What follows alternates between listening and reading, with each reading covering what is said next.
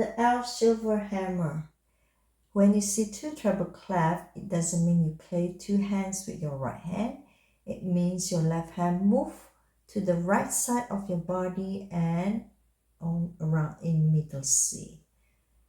Ready, set, go. Start with soft tap. Go up, E,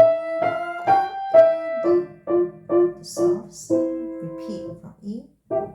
Get louder, E, go up, E, back to soft C. From second, third, get louder, to fourth, third, second, get louder, go up, E, to soft C, D, E. Tap, 8 feet higher, 15, even higher. Slow version.